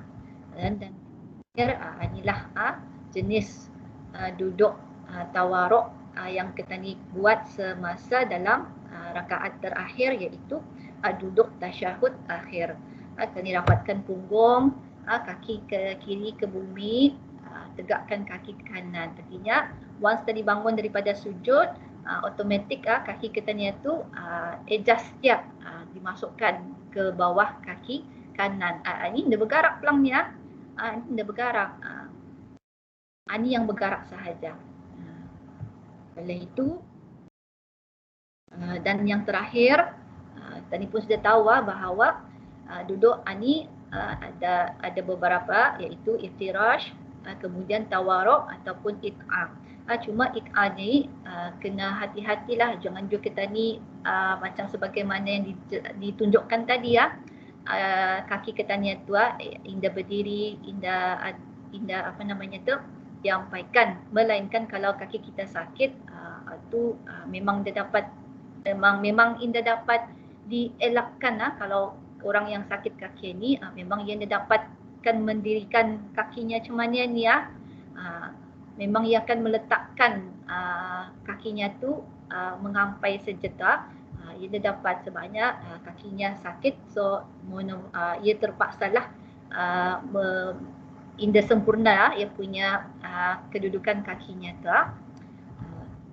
Selesailah daripada awal tadi tentang perbuatan-perbuatan di dalam rukun sembahyang daripada awal, iaitu berdiri sehinggalah kita ni masuk kepada duduk tasyahud akhir, di mana walaupun nampak mudah tetapi jika indah dipelihara, indah diperbaiki daripada semasa ke semasa, boleh menyebabkan ibadah sembahyang kita ni itu indah sempurna, dan kita ni indah mahu menjadi orang yang bila di-inquiry oleh Allah Subhanahu Wa Taala nanti didapati ibadah sembahyang kita ni itu indah sempurna. Disebabkan apa? Disebabkan kita ni lalai ataupun indah mahu memperbaiki, selesa sudah dengan apa yang kita ni buat. Indah dalam kehidupan ada namanya zon selesa, tetap saja dari satu masa ke satu masa memperbaiki ibadah-ibadah kita ni. Lebih-lebih lagi ibadah sembahyang ni perbanyakkanlah yang amalan-amalan sunat dalam sembahyang itu jangan ditinggalkan, walaupun ia hanya ibadah sunat, tetapi pahalanya itulah yang akan membantu kita ni juga membantu kita ni juga pada hari yang kelak. Nah, perbezaan laki-laki dan perempuan dalam sembahyang. Bagi laki-laki sunat ia merenggangkan, tapi perempuan merapatkan sikunya. Kalau laki-laki masa rukuk dan sujud ia tinggikan parutnya, artinya berpisah letak. Manakala bagi perempuan didekatkan perutnya dengan dua pahanya tu. Bila bagi laki-laki juga dalam sembahyang ini membaca dengan suara yang jahar. Manakala bagi perempuan ia membaca perlahan sahaja, apatah lagi kalau bukan dengan yang bukan mahramnya, dia boleh kita ni menyaringkan suara kita ni. Kemudian yang keempat, laki-laki bila mengingatkan imamnya adalah subhanallah, tasbihnya, manakala bagi perempuan adalah menepuk tangan. Itulah perbezaan ibadah sembahyang bagi laki-laki dan perempuan. Dan saya harap dengan apa yang disampaikan memang sudah semua berkemahiran mengetahui tentang selok-belok ibadah sembahyang ini. Tapi janganlah kita ni terasa sembahyang yang dibuat itu sudah cukup sempurna. Sebab cukup sempurna Jangan kita ni merasakan sembahyang itu sudah mampu membuatkan kita ni berubah menjadi terbaik. Indah, tetapkan sahaja, teruskan sahaja, istiqamah sahaja sembahyang.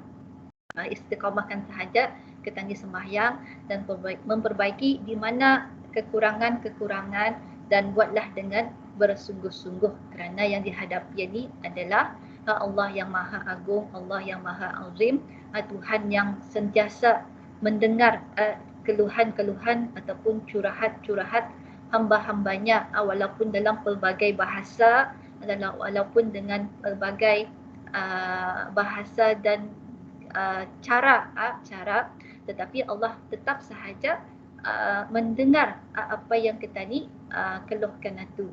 Dan salah satunya keluhan kita ni adalah melalui sembahyang. Maka muliakanlah sembahyang ini, jagalah tata caranya supaya sembahyang itu sembahyang kita ni itu sampai sebagaimana yang diamalkan oleh para sahabat, para tabi'in, tabi'in dan ulama-ulama kita ni yang terdahulu, dan semoga kita ni semua dipermudahkan untuk memperbaiki, menambah baik amalan-amalan kita ni, rukun-rukun yang ada dalam sembahyang ini, baik yang qauli maupun yang qauli. Begitulah juga dengan fi'li.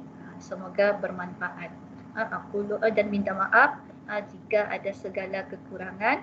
Yang kurang itu daripada saya, yang sempurna itu adalah hak Allah Subhanahu wa Ta'ala. Saya cuma penyampai sahaja untuk pemudah cara bagi kita yang masih lagi belum ada yang mahu pemudah penyampai cara untuk sama-sama kita ni memperbaiki, bukan kita dan termasuklah saya. Aqulu qawli hadza wa astaghfirullah li wa lakum. Assalamualaikum warahmatullahi wabarakatuh.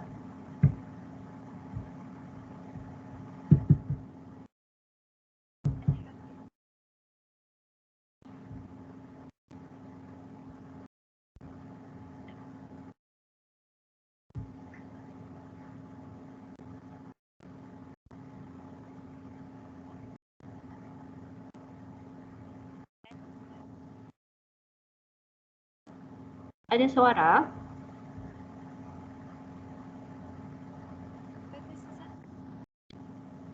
Ada kedengaran.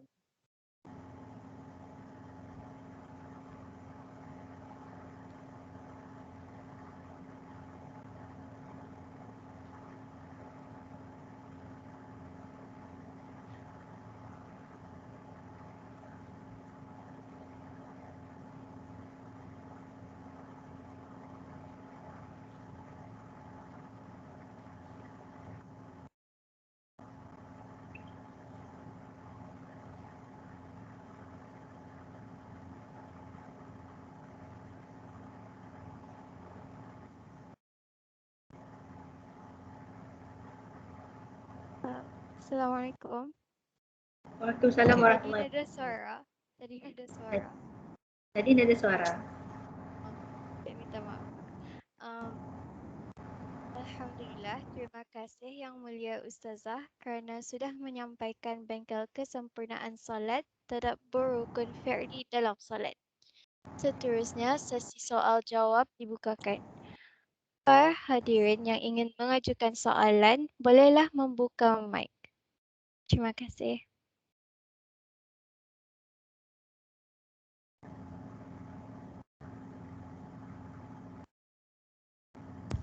Bismillahirrahmanirrahim. Assalamualaikum warahmatullahi wabarakatuh. Waalaikumsalam. Boleh dengar Ustazah? Boleh dengar. Boleh dengar, okay. Saya Haji Harina, Haji Muhammad Daud, salah seorang pegawai di UBD. Ada pertanyaan mengenai dengan duduk antara dua sujud dan duduk tahiyat awal. Di mana kedudukan solat seseorang yang ada mengalami sakit kaki lah. Ada masa-masanya ya okey, alhamdulillah, duduk itu boleh disempurnakan mengikut yang sepatutnya. Tapi kadang-kadang masa duduk itu kalau datang sakitnya, ia punggung itu indah mencecah ke kaki Pak Ustazah. Jadi macam mana kedudukan solat kita ni tu kalau kisahnya macam tu? Monggo. Boleh ulang balik Puan? Okey, saya mengalami sakit kaki. Okey. Ia kira mendatang lah. Ada masanya ya okey, boleh kita ni duduk antara dua sujud, duduk antara tahiyat awal dengan sempurna. Alhamdulillah, tapi kadang-kadang ya ada masanya kalau nya sakit tu, punggung tu masa kita ni duduk, punggung tu tidak dapat diampaikan di atas kaki tu Pak. Indah sampai didudukkan. Jadi macam ia gantung-gantung. Pasal kalau diteruskan juga dipaksa, ia akan menyebabkan sakit. Jadi di mana kedudukan rukun fikih dalam kisah ni? Kita dapat duduknya dalam duduk iftirash tu kan tak? Jadinya sebenarnya dalam solat ni memanglah semua orang dituntut untuk menjaga rukun-rukunnya tu supaya semua ketan ni dapat mencapai kesempurnaan solat. Tapi bukanlah semua dalam keadaan yang sihat, mungkin sahaja ia dijumpa dengan pelbagai mungkin ada sakit, sakit urat saraf ke apa, maka di sini ini duduknya tu kalau di mana yang ia rasa selesa, jangan dipaksa Puan jangan dipaksa bagaimana kesempurnaan solat tu, jangan dipaksa, buat mana yang semampu kita. Sebab Allah ni memudahkan dalam ibadah ni memudahkan, tapi jangan sampai kita ni mengabaikan jua. Dan dalam tu buatlah mana yang semampu kita, yang ikut kemampuan kita. Artinya ada paksaan untuk kita kan sampai kepada yang tahap yang sempurna tu pulang sebenarnya. Ini adalah dibuat di mana tahap kemampuan kita sahaja, jangan dipaksa.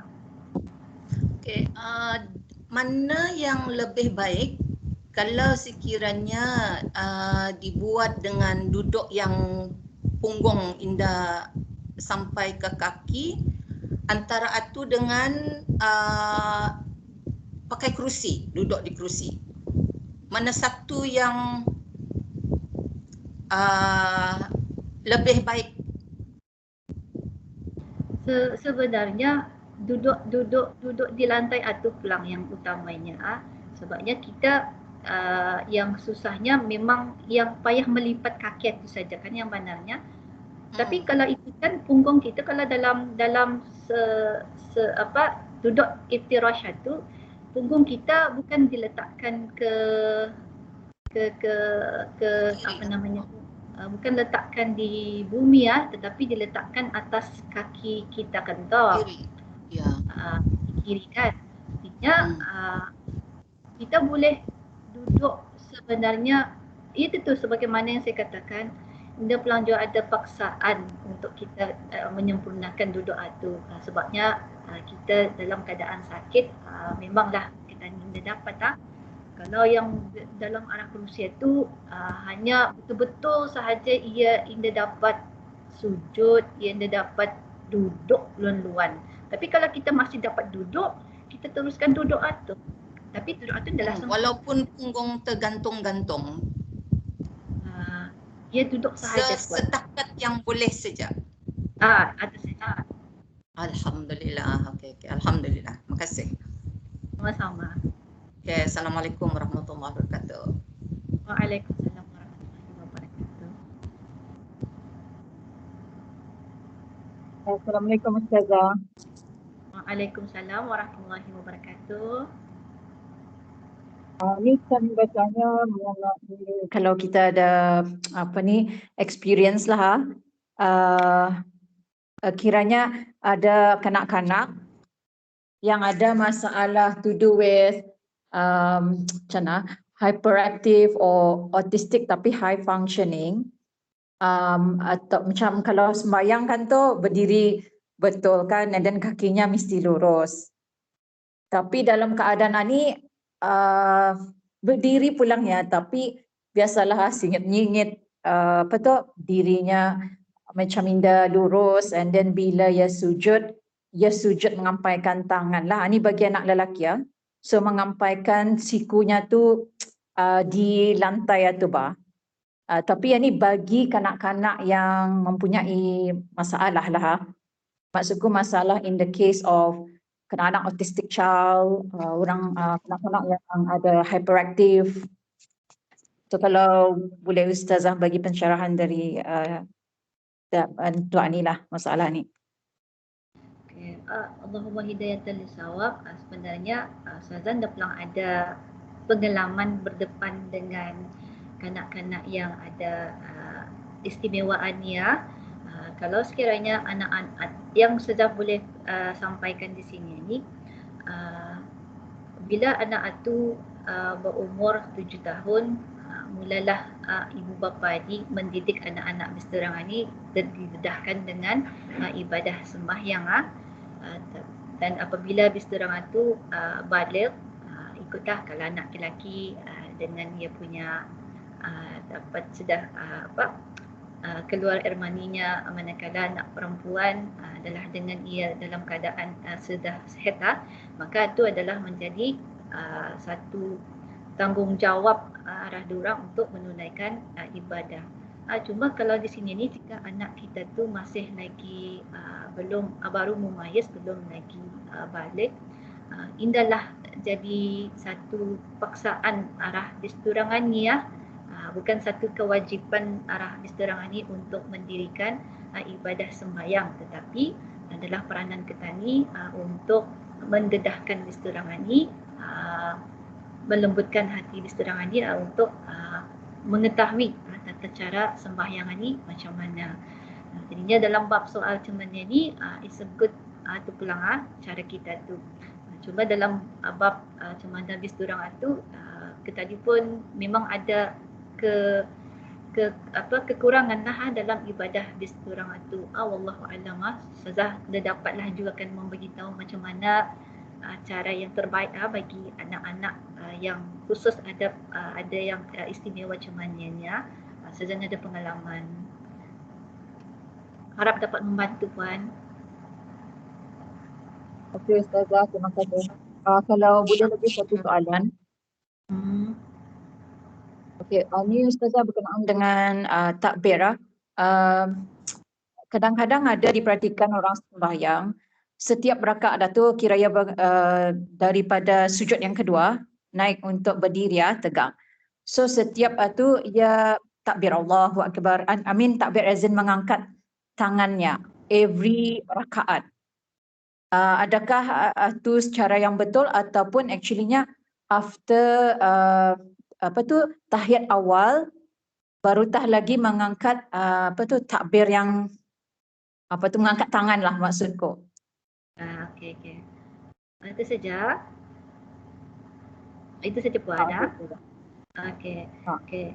Takbir ni sebagaimana yang kita dimaklum, ia adalah termasuk dalam rukun qauli rukun qauli. Itu yang kalau yang pertama sekali masa kita ni mula-mula kan bertakbir itu adalah yang rukun yang mesti kita ni baca tapi yang dimaksudkan oleh puan Ani tadi iaitu dalam setiap rakaat itu ia bertakbir. Kalau bertakbir ni yang dimaksudkan oleh puan itu adalah takbir intiqalat. Artinya takbir yang kita ni bunyikan itu membagi tahu kita ni berpindah daripada satu rukun ke satu rukun. Itu dipanggil takbir intiqalat. Jadinya ia bila kita ni bertakbir ni hanya sunat pada empat tempat iaitu semasa kita ni selepas membaca surah kita ni akan bertakbir kepada rukuk. Artinya takbir kita ni itu Allahu Akbar, lam yalid wa lam yulad wa lam yakul lahu kufuwan ahad. Kita ni akan bertakbir Allahu Akbar. Artinya kita ni kan begitu akan berpindah daripada berdiri kepada rukuk. Kemudian takbir yang kedua adalah kita ni daripada daripada i'tidal menuju kepada sujud. Iaitu i'tidal itu ketika sujud kita akan pindah kepada i'tidal kepada sujud.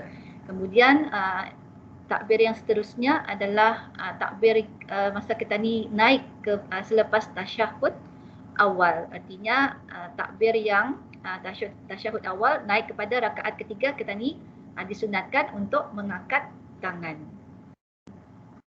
Boleh faham tu Puana? Di sana itulah sunat kita ni membaca menyebut lafaz takbir di sana tu. Cuma ada orang yang mengangkat sana tu bukanlah dia pelang batal sembahyangnya. Cuma lebih cantik lagi bila ia ada ilmu di mana yang sunatnya kita ni mengangkat tangan itu lagi sempurna, lagi tersusun ibadahnya tu. Wallahu a'lam bissawab.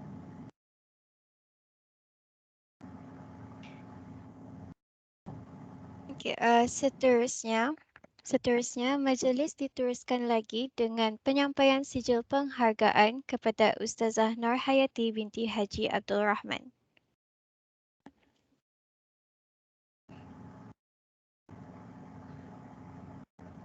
Sebelum mengakhiri program kita pada petang ini, dijemput para hadirin untuk membuka kamera masing-masing untuk sesi bergambar ramai.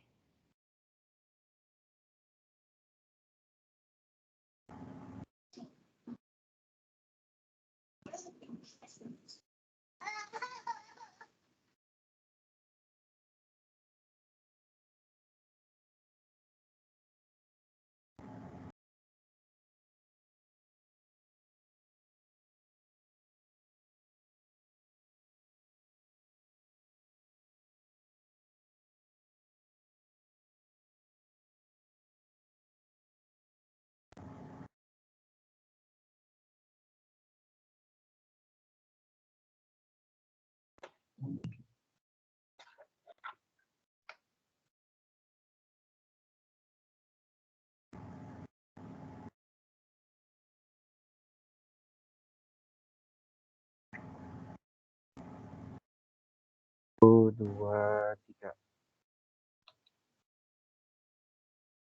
Nomor 1, 2.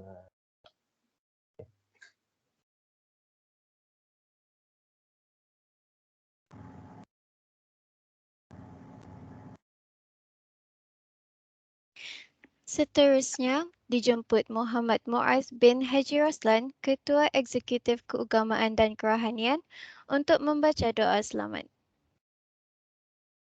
Astaghfirullahaladzim, astaghfirullahaladzim, astaghfirullahaladzim. Bismillahirrahmanirrahim. Alhamdulillahi Rabbil Alamin. Wassalatu wassalamu ala Sayyidina Muhammad wa ala alihi wa sahbihi ajma'in.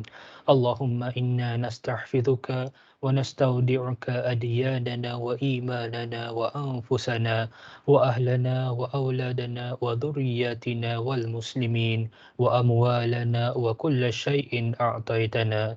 Allahumma ja'alna wa iyyahum في كنفك وأمانك وجوارك وعياذك من كل شيطان مريد وجبار عنيد وذي عين وذي بغ ومن شر كل ذي شر إنك على كل شيء قدير. اللهم جملنا بالصحة والسلامة وحققنا بالتقوى والاستقامة وأعذنا من موجبات الندامة في الحال والمال إنك مجيب الدعوات.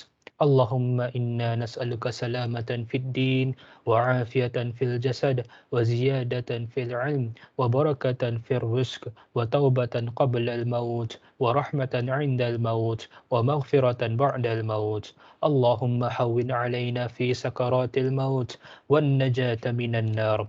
اللهم اغفر لنا وارحمنا ووالدينا ومشايخنا ووالديهم وإخواننا وأخواتنا ولمن أحسن إلينا والمؤمنين برحمتك يا أرحم الراحمين. اللهم اختم لنا بحسن الخاتمة ولا تختم علينا بسوء الخاتمة. ربنا آتنا في الدنيا حسنة وفي الآخرة حسنة وقنا عذاب النار وصلى الله على سيدنا محمد وعلى آله وصحبه أجمعين سبحان ربك رب العزة عما يصفون وسلام على المرسلين والحمد لله رب العالمين. Amin, amin, amin ya Rabbal Alamin. Alhamdulillah, dengan itu berakhirlah sudah majlis kita pada petang ini. Diucapkan ribuan terima kasih kepada ahli jawatan kuasa dan juga hadirin dan hadirat sekalian kerana telah menjayakan majlis kita dengan lancar dan teratur. Semoga ilmu yang dikongsikan itu tadi akan dapat dimanfaatkan untuk diri kita dan juga dapat dikongsikan kepada orang lain. Semoga dengan pemahaman dan penghayatan isi perbuatan dalam salat tersebut akan memudahkan kita agar lebih khusyuk menyempurnakan ibadah kita. Saya akhiri majlis pada petang ini dengan kalam yang mulia. Wabillahi taufiq wal hidayah. Wassalamualaikum warahmatullahi wabarakatuh. Assalamualaikum warahmatullahi wabarakatuh.